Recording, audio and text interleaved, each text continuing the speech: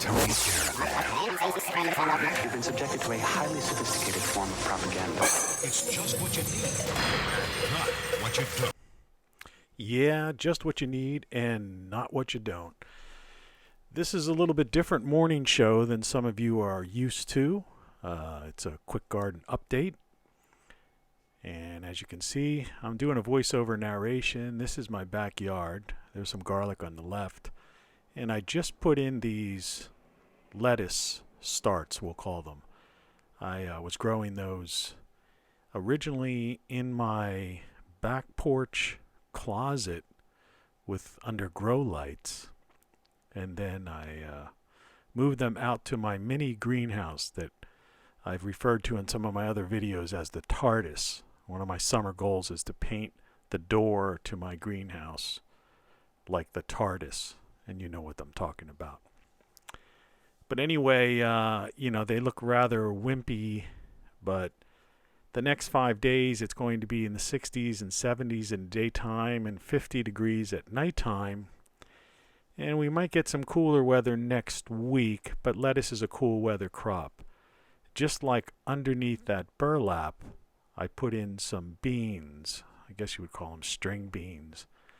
And I covered them with burlap basically because I have bird feeder in the yard and I don't want to tempt the birds. That's like easy feeding for them until those things pop up and start looking like plants. Then they'll leave them alone. But I do this every year. I've been doing these Slo-Mo garden tours, mainly as a way of just gauging the progress of my garden and sharing some ideas with people. Remember, I say it's not a matter of just to survive. It's a matter of thriving, and you got to have food. You got to eat. So I basically think I've said all I could say in the 50 or 60 live consecutive videos that I put out for the morning show in the past, 50 or 60 days, every day. Some of them, most of them, 2 hours long. And I recommend you go and listen to those. Those are a great way to pass the time. And, I think each video there's something to learn from.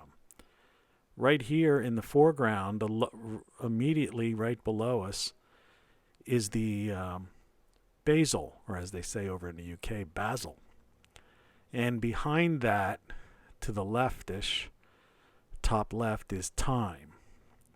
Looks a little scraggly too, but like I say, I'm pretty sure this week, with the kind of weather we're having, and I'm going to water this stuff every day, I think these things will do pretty well. And as I mentioned in my previous video, just to the right of that is parsley. And that's a biannual plant herb. And so it's coming back on its own. So we're hoping for the best on that. Last year, that thing took over this entire box. This year I plan to trim it down and get ahead of it so I can grow these other herbs in there. To the right, that other little box that doesn't have anything in it is Cilantro Seeds I put in there. Put some new ones in there today.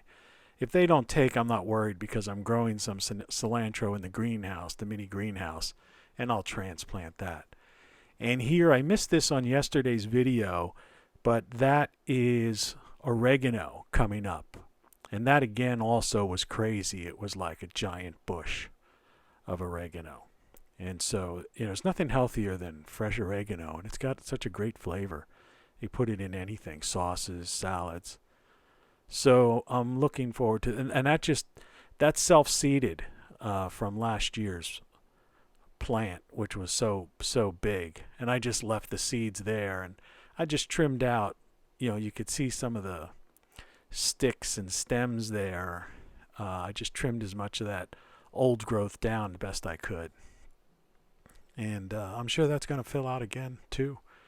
And that's fairly cold resistant too. So again, we're at a point where we might get a night where we have like a frost warning, or it gets into the mid 30s or something like that. But the more sensitive plants I will cover. we're just getting a slight glimpse of some sticks in the lower bottom right now, and that's sage. And you can't see it here, but I looked closely today, and there are some bits of that coming back to life. So that's sage, and it's great smell. You can dry it, burn it. It cleanses your aura, as they say. That stuff really works.